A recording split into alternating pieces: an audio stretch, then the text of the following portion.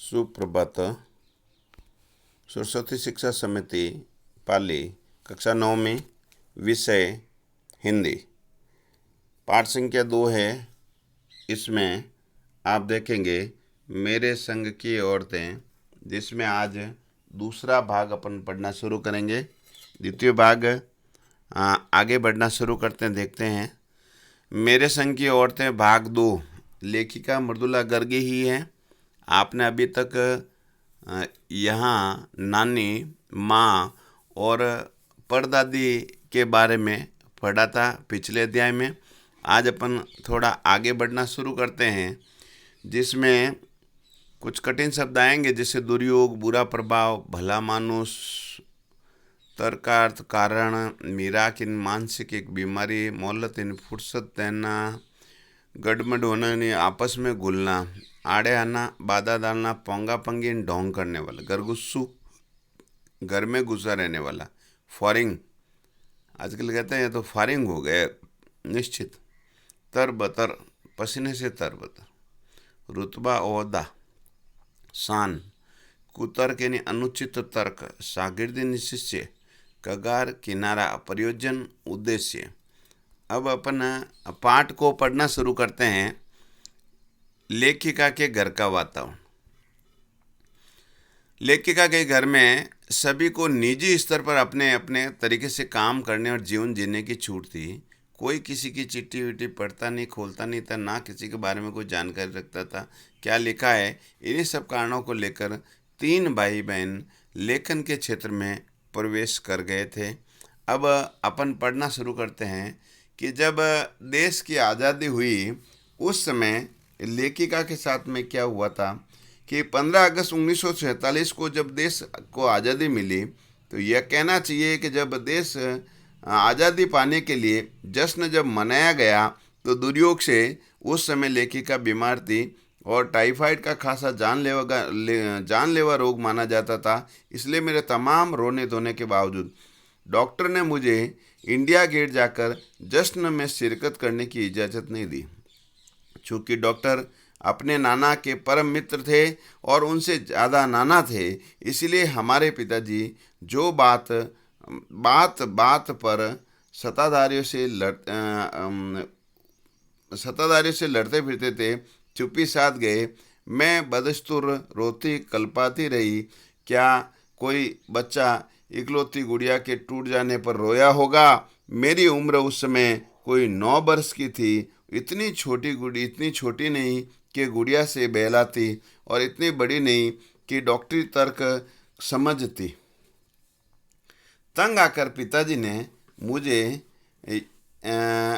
कारामजो उपन्यास पकड़ा दिया पढ़ने के लिए। कारामजो उपन्यास उन्होंने पकड़ा दिया। किताबें पढ़ने का मुझ में मिराक था। सो कुछ देर बाद मैंने पिताजी को छोड़कर घर के बाकी सभी लोग प्राणी पलायन कर चुके थे।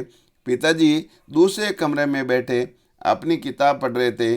रोना दौड़ छोड़कर मैंने भी किताब खोल ली। एक बार शुरू कर लेने पर उससे मुझे इतनी ही मोहलत नहीं दी कि दोबारा रोना शुरू करूं और कोई काम को पकड़ूं। वक्त ब्रदर्स कारामजो जो मुझे देने में क्या तुक थी, मेरी समझ में नहीं आया। किताब कितनी समझ में आई अब वह तक नहीं जानती, क्योंकि उसके बाद इतनी बार पढ़ी कि सारे पाठ आपस में गड़मड़ हो गए। कितना पहली बार मैं पल्ले पड़ा, कितना बाद में कहना मुश्किल है, पर इतना विश्वास के साथ कह सकती हूँ कि उसका एक अध्याय जो बच्चों पर होने वाले अनाचार अत्याचार पर था, मुझे पहली बार ही लगभग कंठस्थ हो गया। और उसी का लेखिका कहती हैं कि मेरे लेखन पर बहुत महत्वपूर्ण प्रभाव पड़ा। जैसे उनकी कई रचनाएं आप देखोगे, रचना में जैसे जादू का कालीन, मेरे नाटक, 3 किलो की छोकरी आदि, कट गुलाब जैसे उपन्यास के कई अंशों में भी इनका प्रभाव आपको देखने के लिए मिल जाता है। अब लेखिका और घर के माहौल के बारे में बात करते हैं। माँ जी की मनस का असर रहा होगा कि मैं ही नहीं, चारों बहनें लड़की होने के नाते किसी हीन भावना का शिकार नहीं हुई, और नानी और माँ और परदादी की परंपरा को बरकरार रखते हुए लीक पर चलने से भी इनकार किए रही। पहली लड़की जिसके लिए मन्नत मांगी गई वह मैं नहीं, मेरी बड़ी बहन मंजुल भगत थी। अब देखना, इनके घर का नाम बाहर का नाम अलग रहेगा। तो यहाँ रानी था घर का नाम, मंजुल लेखिका का अवतार हुआ करती थी, और मंजुल भगत क्योंकि लिखना शादी के बाद शुरू किया, अपना नाम बदलकर पति का ग्रहण करने में कोई हीन भावना आड़े नहीं आई, इसीलिए पैदाइशी जैन नाम छोड़कर भगत बनी। दूसरे नंबर पर मैं थी, घर का नाम उमा, बाहर मर्दुला। मैंने भी शादी करने के बाद लिखना शुरू किया, इसीलिए लेखिका का नाम चला मर्दुला गर्ग। मुझे याद है जब लिखना शुरू किया, और उससे कुछ पहले नारीवाद का चलन हुआ था कि शादी के बाद नाम न बदलने का रिवाज उसी ने चलाया था। मनु भंडारी का हवाला देकर हमसे पूछा भी जाता कि आप लोग इतनी पोंगापंती घर गुस्सू क्यों हो, नाम क्यों बदला। लोगों ने पूछा होगा, एक चलन चला उस समय औरतों में कि नाम नहीं बदलना, इसलिए मनु भंडारी ने अपने नाम के पीछे मनु भंडारी रखा। तो इनको भी पूछा गया, भाई आपने क्यों बदला। तो हमारे पास इसका कोई ढंग का जवाब नहीं होता था, और अब भी नहीं है। पर नाम बदलने से क्या, अपने व्यक्तित्व को कोई नुकसान होते मैंने नहीं देखा। पूछने पर पिताजी से लोग ये भी पूछते, अरे आपके 5 बेटियां हैं, से भी आपका मन नहीं भरा, हर बेटी के 2 नाम रख छोड़े। मुझसे छोटी बहन, घर का नाम गौरी, बाहर का नाम चित्रा, वो लिखती नहीं। वो कहती है वो इसलिए नहीं लिखती क्योंकि घर में कोई पढ़ने वाला भी तो चाहिए। भाई घर के अंदर कोई न कोई तो पढ़ने वाला भी तो चाहिए ना। तो इसी के कारण वो कहती मैं तो पढ़ने का काम करूँगा। बाद में जो लेखिका के चौथी और पांचवी पापा जी की जो बेटियां हुई, पिताजी ने इस बात जमाने की बात सुनी और उनका एक एक नाम ही रखा। तो जो छोटी बेटी हैं उनका नाम अंत में उन्होंने एक एक नाम ही रखा, छोटी रेणु और अचला। ठीक है, 2 हैं बहनें। पीछे वाली का एक भाई है राजीव। कहते हैं अचला और राजीव भी लेखन से बचे रहे, 2 बहनें ही लेखन से बची रही। अचला और राजीव भी फिर भी उसमें जा फंसे। अचला मुझसे 8 साल छोटी थी और वक्त बदलाव की लाज रखते हुए अंग्रेजी में लिखती है, और राजीव फिर भी हिंदी के हवाले हो गया। अब लेखिका कहती है हम 4 लिखते हैं, हमारे ख़ानदान में हम 5 में से 4 लिखते हैं, और तमाम ख़ानदान हमें पढ़ता है, ससुराल में कोई मुझे नहीं पढ़ता है। इस तथ्य को हजम करने के बाद में मुझे काफ़ी वक्त लगा, क्योंकि उसके फ़ायदे भी नज़र आए। कम से कम घर के भीतर ही मुझे हिंदी की आलोचना और बुद्धि से 2-4 होना नहीं पड़ता है। खैर, अब मैं उन अदेवियों की बात करना चाहती हूँ जो परदादी की मन्नत के नतीजन इस धरती पर आई थी और लेखक नहीं बनी। जो बनी हैं उन्हें सांस लेने की ज़रूरत कुछ ज़्यादा हो सकती है। समझ में आता है, पिताजी ने एक बार मंजुल से कहा कि कोई दम नहीं घुटता, सांस लेने की ज़रूरत ही ज़्यादा है। पर यहाँ तो हम शेर तो गैर लेखिका बहनें 1.25 शेर निकली। चौथे नंबर वाली रेणु का आलम तो यह था कि गर्मी की दोपहर में जब स्कूल से वापसी पर जब वो गाड़ी उसे छोटी बहन के साथ अचला को बस अड्डे से लेने जाती, तो रेणु उसमें बैठने से इनकार कर देती, और उसका कहना था कि यूं थोड़ा सा रास्ता गाड़ी में बैठकर तय करना ये तो सामंत शाही का प्रतीक है। और इसके साथ में पिताजी का अतिरिक्त लाड प्यार भी था। अब उसकी 1-2 बातें और बताते हैं कि एक बार उसको सच बोलने के लिए वो माँ से भी आगे थी।